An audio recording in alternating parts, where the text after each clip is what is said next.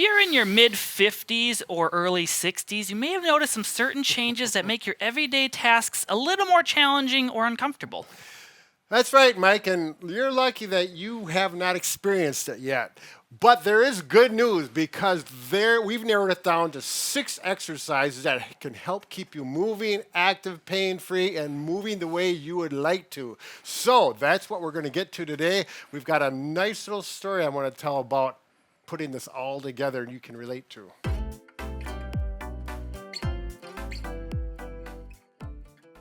All right, gather round, gather round. This story will take not much time. It happened a few years ago. I was 57. My brother was 60. We grew up canoeing. We had a family canoe, very good at canoeing. And then we decided to go canoeing at the ages I just mentioned. It had been about 10 years before we stepped in a canoe prior. We stepped into the canoe and we both had this altering event. Whoa, the canoe was wobbly, sit down. And we both thought we were going in the drink into the lake, and we both looked at each other without saying a word. We were thinking exactly the same thing. What happened to us? This was so easy 10 years ago, and now we feel like fumbling fools, which we probably look like. But the whole thing is, it's going to happen to you. It's like getting gray hair, etc. I mentioned it before. But Mike has some interesting news about this. I kind of find it funny because my dad is 69 and he just fine in a canoe yet. But Come on. Anyway, studies have recently shown that there's often a decline in muscle mass as we age, our vision, and our balance. So it is important to work on all those things as you age so you can go canoeing like Brad wants to. But there are also a number of studies that consistently show if you work on these things as you age, you can combat that decline and stay moving and healthy. So in this video, we're going to show you 6 exercises you can do. You don't need to do them at the gym. You can do them at home or go outside. No extra money needed. So these 6 exercises, we've looked at and studied which ones are the best ones over our years of experience working with elderly people as well as people. I'm not elderly yet. I think you have to be 80. I'm not sure. Oh. But anyways, these exercises, really seriously, they're good exercises. And the key is that you do them consistently at least 3 times a week, and they're going to show benefits on your daily life.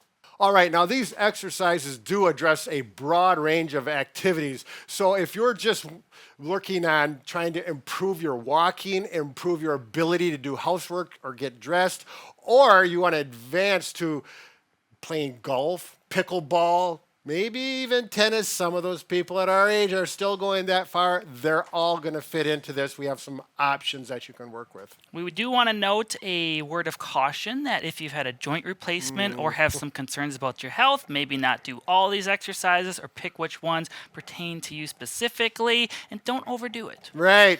If any of these exercises create any pain while you're doing it or after, that's a red check mark. Do not do that exercise. And you'll know what I'm talking about. Good judgment, again, is always important. All right, the first exercise this is a big one for pretty much everyone, is the sit to stand. It's going to help your balance, your strength going up and down steps, getting off the floor if you're gardening or the ground, etc. Now, Mike is going to show different options. Everyone has a different level to start with. He's going to start with the beginner people, and as you get advanced, he'll show more difficult ones. Figure out where you are and then work with that. 10 repetitions is probably going to be enough when you get your level of intensity. Go ahead, Mike. So to begin, I'm going to use some type of raised seat cushion here. So it's going to make it a little bit easier starting from a higher surface. You're going to want to scoot towards the edge of the chair to start and then push up with both hands. Go up slow, sit back down, use the hands to control it. Make sure you feel good and controlled. This is basic beginner. If this is easy, then you can take out the pad. Same progression, use both arms. If you're like, this is a piece of cake, Brad, try one arm. There you go. Just go up with one arm, push and control. Try to make the legs do more of the work than the arm. They're here for support and balance. If you need them to push, you can, but try to avoid it. I did want to just say, if you don't happen to have a cushion like that, we often use pillows with people, a throw pillow, anything to elevate you. 1 inch of elevation makes a tremendous difference on the ease for the people who need that.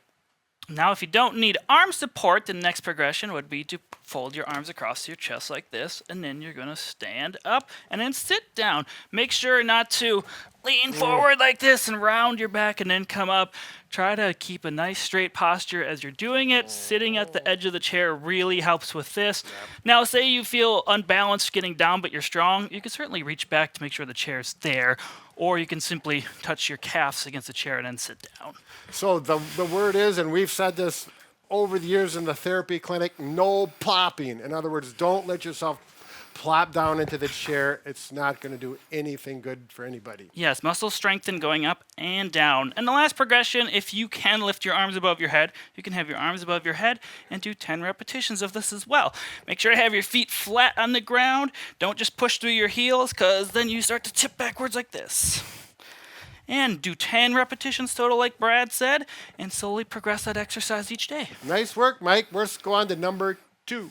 All right, this second exercise, some people will think we're going to give 2 options, but you're going to think this is really a weird exercise. It's extremely functional, it's good for range of motion, and it's good for strength, and it's simply get down to the floor and get back up. So here we go. I'm going to simply have something to hold on to if you need to. If you feel at all uncomfortable with this, we have the other option coming up. So this is for the more mobile people that can do this, but we want to maintain our mobility as we age. So down to the floor, everything is controlled, down to our butt, and you can actually sit there for a while and do some stretching. I like this one, really good for the hips. Okay, and then you simply roll over to one side, hand here, to the quadruped position. Bring one foot up. If you have a chair handy and you need it, we're going to walk up the chair. If you don't need it, just go down. That's 1 repetition. Down slowly, take your time. Do that. Maybe do a different stretch this time. And then go back up. I'm starting, my breath is starting to race already. I like it. Get back up. So the repetitions that you do is going to depend on how stable you are. If you're not stable, you stop. If you're getting tired, you stop. If you have joints that are hurting, then you're going to stop as well. Thank you. I was looking at the wrong camera. My fault.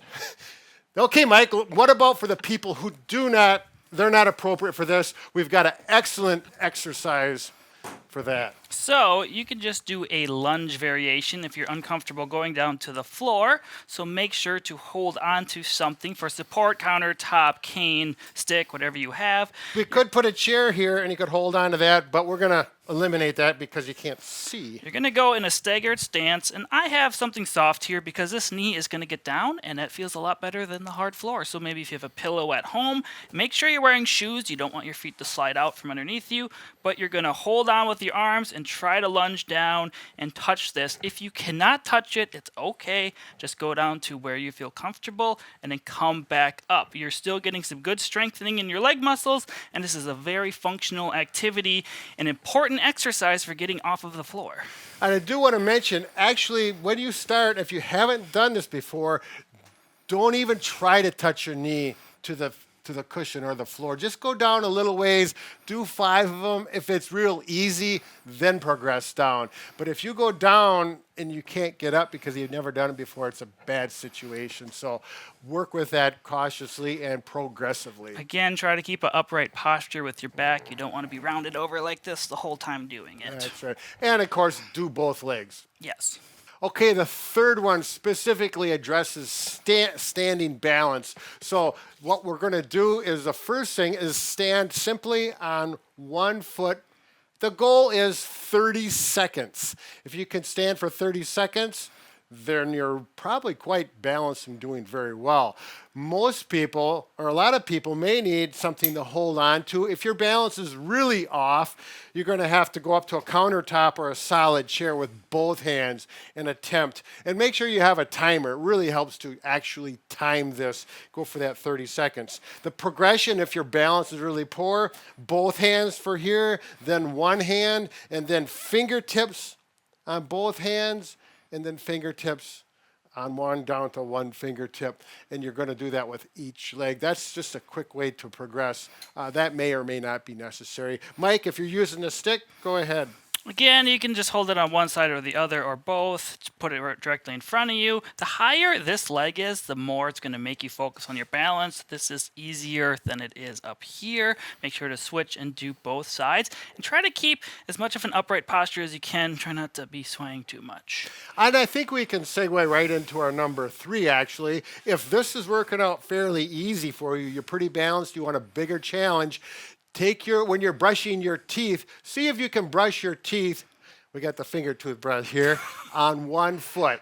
And that's a really functional way. You're working on something else while you're balancing. That's advanced. So a lot of people may not be able to do that. If you're ready, it's a nice way to work it. You got the countertop, the sink to lean into if you need to. It's a good reminder every time you brush your teeth, work on your balance. It makes brushing your teeth fun. Do you want to show the last option here? Yes, I do. This is something you probably will not see except for by a therapist. This is a functional way to work on your balance. Get a corner like this. And when you get dressed in the morning, you're putting your pants on. See if you can do this with one. Yep, step through like that. And if you're in the corner and you lose your balance, you're safe, okay? Having a chair in front of you. If you are so to the point where you have a hard time doing this because things get caught and you go, if you're doing that, stop this. It's only for certain people. And you may start leaning into the wall. It's probably the best way. And then as you get better, you can try it away from the wall. And, if you're finding yourself doing this and you get your toe caught, your pinky toe is the only thing not in, very frustrating. Work on that. It's a nice way to work functional balance. So again, start leaning into the corner, do it. Progress cautiously. This is something you don't have to do. You can always sit down, get your pants on, but it is a nice way to progress balance. All right, let's go to number 4. Okay, number 4, this one is interesting, very basic to start out with, but we show some walking options. So get out and walk at least 5 days a week. Don't go too far. Make sure you're on appropriate surfaces and make sure that you're being safe. We've got an interesting thing for your heart rate Mike is going to talk about. Now you can try some type of interval training with walking per se. So you can do one block, walk your normal pace, and the next block, walk a little bit quicker pace, getting that heart rate slightly elevated. You'll notice this if you're just breathing a little heavier. Then the following block, slow down again. You may need to walk slow for 2 blocks and fast for 1 block, depending upon how functional you are and how far you can walk, but just go slowly, go 1 block fast, 1 block slow, take your time and build into it easily. And if you're tech savvy, you got your cell phone, you can set a timer, maybe walk fast for 30 seconds, then walk slow for a minute, make sure, and then you can make it beep. I learned to do that. I feel pretty good about that. Oh, congratulations. Now, when you come back from your walk, it is also good to work on walking sideways because this strengthens different muscle groups, helps with turning in small rooms, and all sorts of benefits. So, to do this, you're just going to simply step sideways. You can take small steps to begin with. You can progress to larger steps. You also want to focus on keeping your feet pointed forward the whole time, and make sure to use support as needed. This can be done on a railing, a countertop, or using a cane. Right. 5 to 10 steps each direction is more than adequate. And I want you to think about actually lifting your feet up higher so you've got a few inches of gap between your feet and the floor. Just a reminder so you eliminate shuffling habits that can happen with aging process. Nice work, Mike. Have you danced recently? No. Do you polka or do any, ballroom dancing? I do the foxtrot. Good. All right, number 5. This is another great big one. Bob and I have been after this for years, is posture. Get the shoulders back, head up, breathe. Get the shoulders moving so that you can breathe and your shoulders become pain-free if they have a little pain. We like to use the wall, and it's their famous, these 2 exercises Mike's going to show in sitting. I think we have the patent on this, don't we, Bob?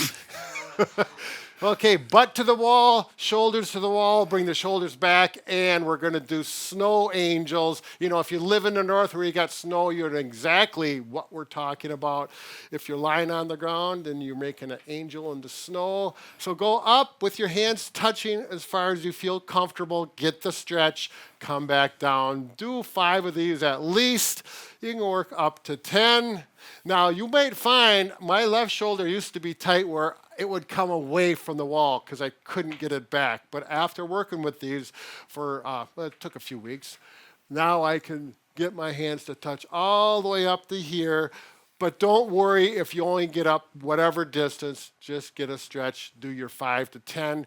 And the option is, if you don't want to do the standing, seated is another excellent postural exercise Mike will show. I should say with Brad's exercise, if you don't have wall space and you can easily get on and off the floor, you can also do that on the floor. Good point. But this is the hallelujah stretch, so you're going to sit upright in a chair, have good posture, and you're just going to bring your arms up like you're saying hallelujah, hold it for a few seconds, and then you can come back down.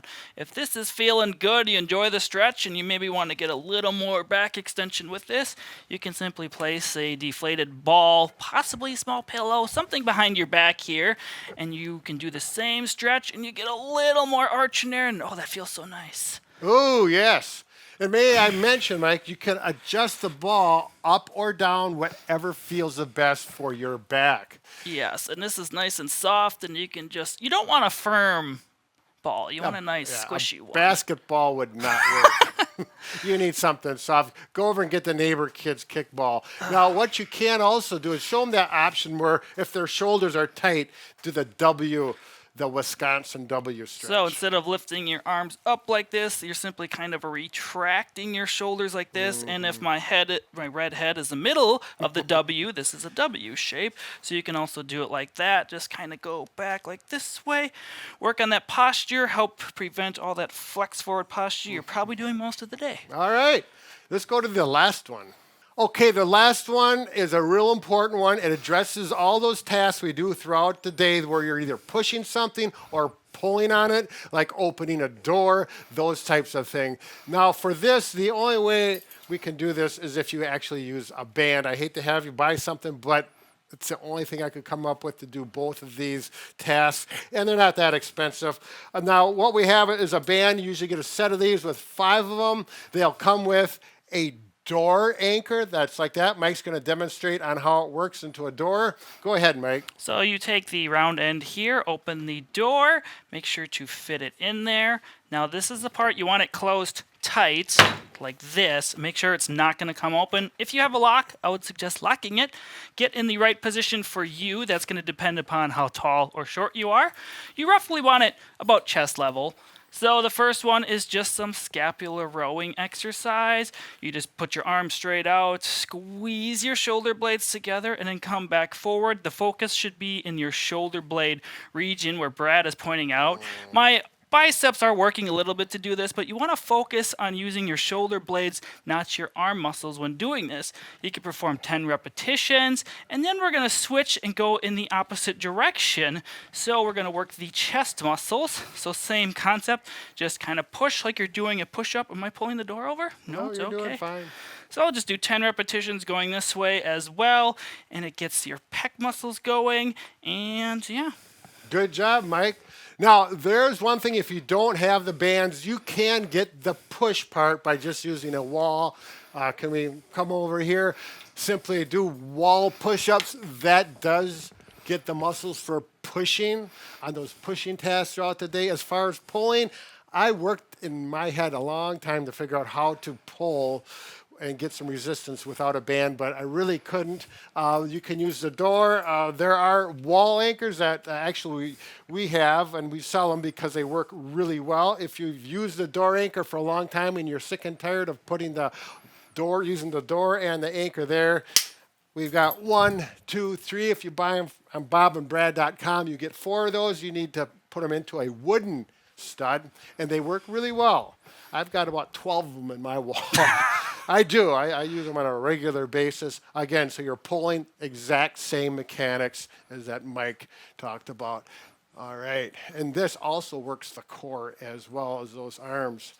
All right, now those 6 exercises are absolutely essential. We've decided that, and I guarantee you, if you can do all of these, do them 3 days a week for 4 weeks, and then after that, bump it up to 4 or maybe 5 days a week. You're going to notice your mobility, your strength, your balance will increase. I guarantee you. How about you, Mike? Let us know down below what we forgot in the comment section because I'm not in my 50s or 60s, so I may not know. Right. But you're going to get there, Mike. I can guarantee you, you're going Oh. to experience the same things that Bob and I have and my brother getting in and out of that canoe. Yeah, he has faith in me. I'm going to live that long. That's right. That's a wrap.